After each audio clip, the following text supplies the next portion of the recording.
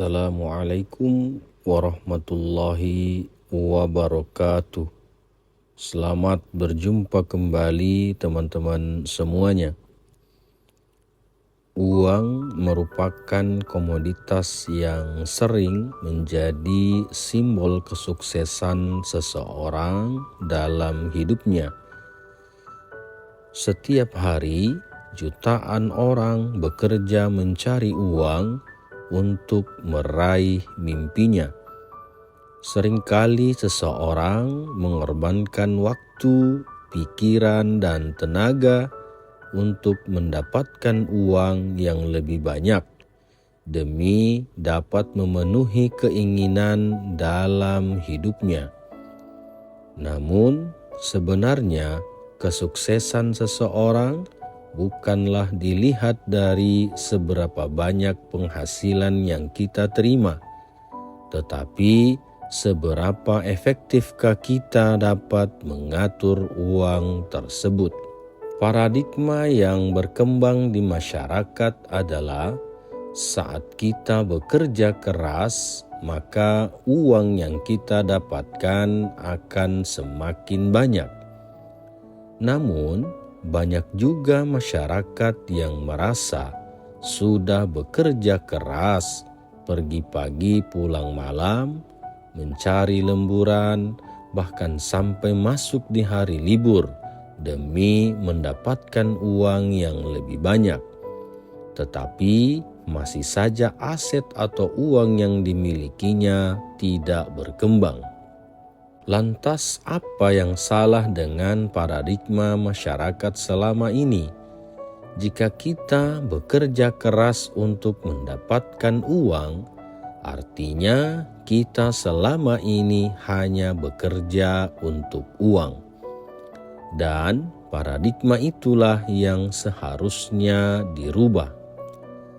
Orang-orang sibuk menghabiskan penghasilannya untuk kebutuhan dan gaya hidup, alih-alih gaya hidup yang selalu diutamakan.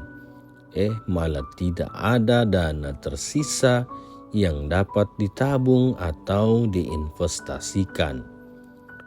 Maka tidaklah heran jika kita sudah bekerja sekeras mungkin, namun seberapapun uang yang kita hasilkan, namun tetap tidak mempunyai aset.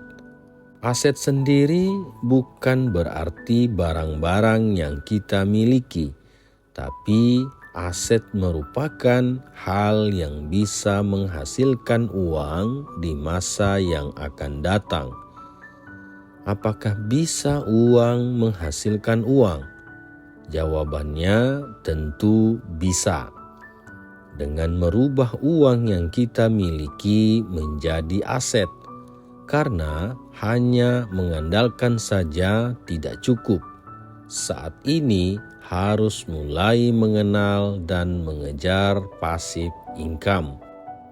Passive income sendiri bisa kita dapatkan dengan menginvestasikan uang yang sudah kita peroleh dari hasil bekerja. Untuk aset-aset real seperti penanaman modal untuk modal usaha, pembelian franchise tertentu, menyewakan rumah, dan lain-lain. Kita juga bisa berinvestasi pada aset finansial seperti deposito, saham, obligasi, atau reksadana. Nilai lebihnya aset finansial akan lebih mudah dicairkan apabila dibutuhkan.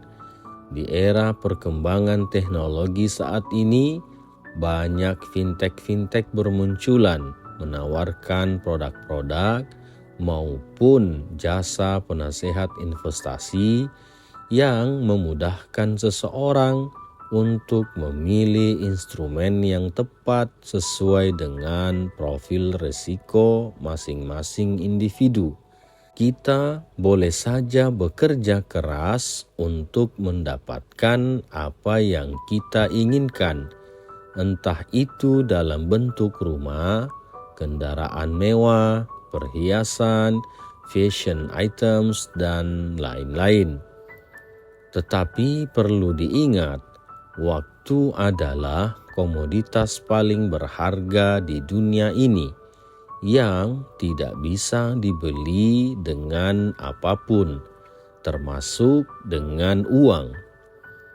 Sebanyak apapun uang yang kita miliki, kita tidak bisa membeli waktu. Kita tidak harus menghabiskan seluruh waktu yang kita miliki untuk bekerja mencari uang. Kita bisa membuat uang yang bekerja untuk kita. Banyak keuntungan yang kita dapat apabila uang kita juga bekerja untuk kita sendiri. Yang perlu kita lakukan hanyalah duduk, memonitor, dan mengontrol uang tersebut bekerja. Ada beberapa cara yang dapat dilakukan agar penghasilan kita lebih efektif dan tidak habis dengan sia-sia. Salah satunya dengan mengalokasikan seluruh penghasilan yang kita miliki ke beberapa pos, sehingga keuangan kita bisa jadi lebih teratur. Beberapa pos tersebut diberikan persentase dari total penghasilan yang kita miliki. Misalnya, pos pertama memiliki persentase sebanyak 50% dari penghasilan kita. Namun, persentase pengeluaran dari beberapa pos ini bisa disesuaikan dengan kebutuhan dan keinginan kita.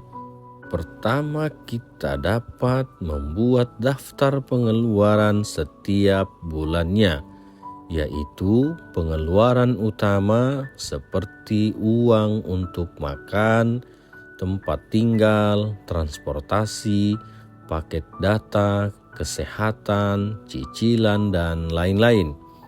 Pengeluaran utama ini memiliki persentase yang lebih banyak dibandingkan dengan pengeluaran lainnya, karena pengeluaran tersebut dipakai untuk menopang kehidupan kita.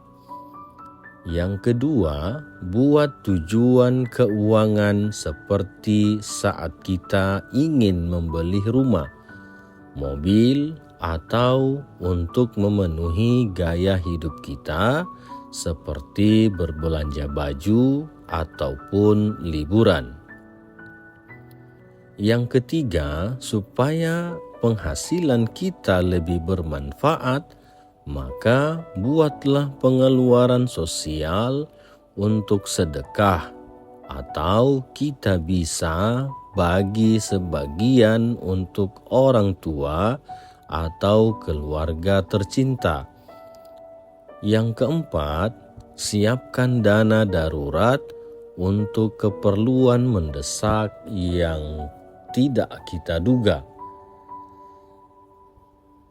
Yang kelima, namun yang paling utama adalah untuk investasi. Dengan menyisihkan sebagian dari penghasilan yang Anda miliki, lalu menginvestasikannya ke dalam instrumen investasi yang sesuai dengan profil kamu, maka uang tersebut akan menghasilkan keuntungan yang dapat menjadi penghasilan kedua dan mempercepat Anda dalam menggapai keinginannya. Sedikit menahan pengeluaran di masa produktif kita bukan merupakan hal yang salah. Kita bisa mulai dari hal-hal sederhana seperti mengurangi hangout di tempat mahal, membeli barang sesuai kebutuhan bukan berdasarkan keinginan dengan melihat brand tertentu. menahan keinginan untuk liburan demi sebuah tulisan atau pekerjaan, tapi kita bisa memilih liburan di tempat yang low budget namun tetap menyenangkan dan bermakna. Contohnya dengan menghabiskan waktu bersama orang-orang yang kita cintai seperti keluarga, teman atau sahabat, untuk melakukan kegiatan sosial yang berdampak besar bagi kemaslahatan banyak orang akan jauh lebih berharga dalam hidup kita. Oleh karena itu, kita harus dapat mengubah pola pikir kita untuk menghabiskan seluruh waktu kita demi mengejar uang. Oleh karena itu, kita harus dapat mengubah pola pikir kita untuk tidak menghabiskan seluruh waktu kita demi mengejar uang dan mengejar uang untuk menggapai mimpi. Tapi kita juga harus bisa membangun aset dari uang yang kita dapatkan agar bisa memberikan passive income untuk Anda. Selain itu, kita juga harus tanamkan dalam diri kita untuk jangan sampai uang yang mengendalikan kita, tapi kitalah yang harus mengendalikan uang tersebut.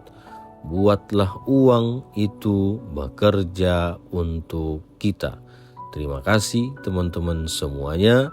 Semoga sharing ini bermanfaat dan bisa diaplikasikan dalam kehidupan sehari-hari. Terima kasih kembali. Assalamualaikum warahmatullahi wabarakatuh.